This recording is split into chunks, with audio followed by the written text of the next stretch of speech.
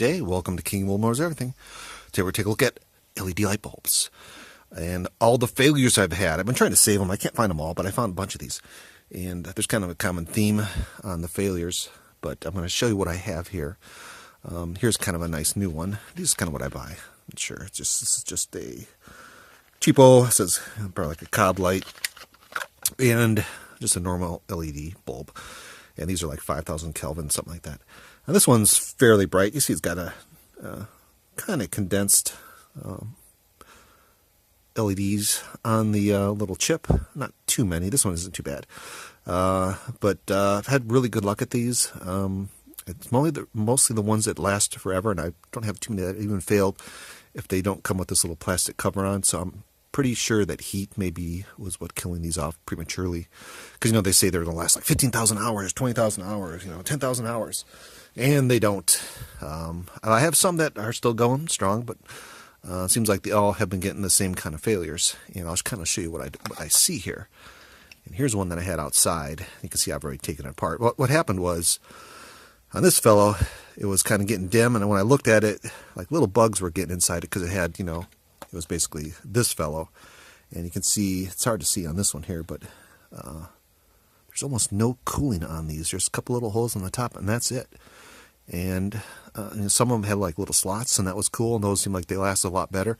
But it's just got like one or two little holes, and if you put it in like an outside enclosure that's enclosed, in the summer and stuff like that, it gets just baked. And that's what this one was. So anyway, I broke the top off, cleaned it out, beautiful. Lasted maybe 6, 7 months, 8 months. And this is a really nice bulb. And then of course, you start getting flickering on one of these.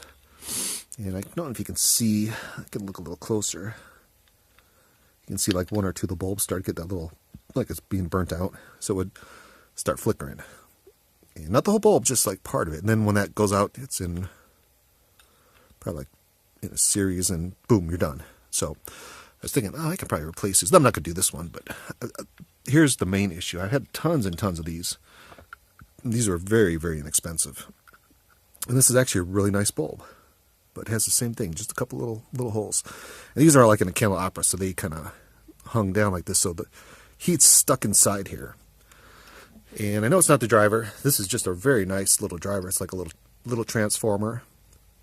And that's basically a couple little components, and there's actually, I think if you unsolder this, most of the components are underneath the little transformer.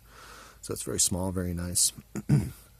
But what happens is you'll start getting a little LD going out, and one of the little chips will start flashing, it'll just start flashing like mad. And then it dies. So basically it's useless. But you can see kind of UV has kind of affected this guy, because a new one's nice and white, and this one's kind of yellowish. And these were inside, so they're starting to get affected. And all of them that have been used for quite a while have gotten that yellowish to it. And this one also failed, did the same thing. There actually had several of them doing the same thing at the same time. They were just flickering a little bit. At least one little panel on here was flickering.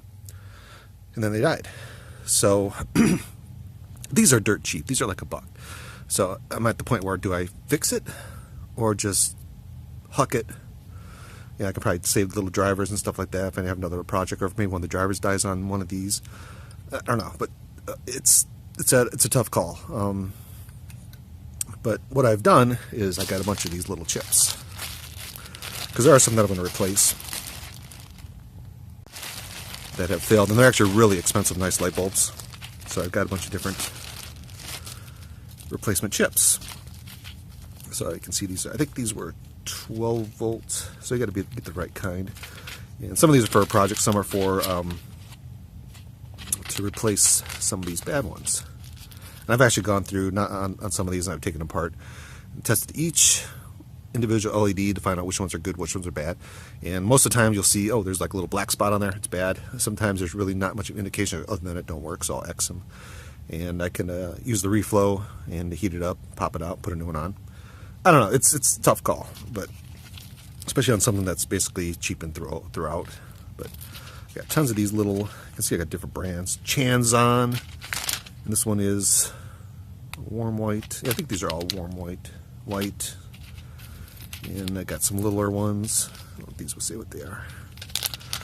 But the plan is to fix these or as they break. And see, you can get like a row of 50 of them, and you have to get the right kind.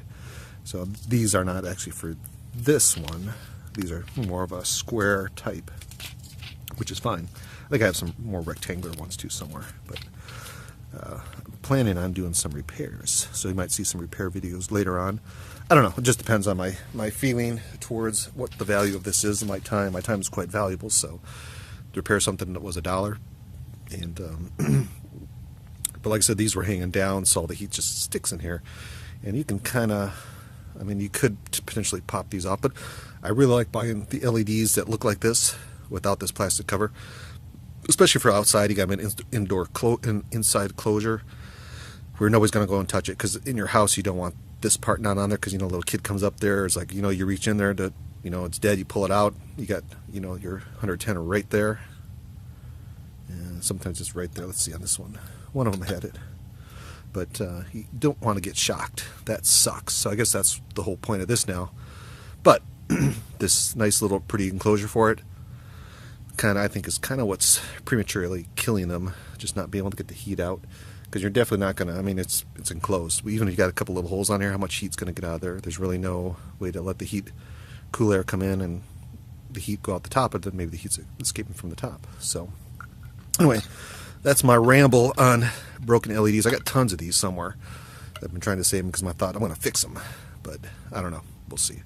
So there you go. But anyway, that's kind of like, I like these more that are, you can see the stuff. I don't like anything modern. And then these are cheapo Chinese, so I guess, you know, but still, you would think if it says it lasts 12,000 hours, it should last 12,000 hours, not, you know, 4,000 or 5,000 hours. I might as well just get a crappy bulb, you know. So there you go. That's our video for today, and I want you have a great day.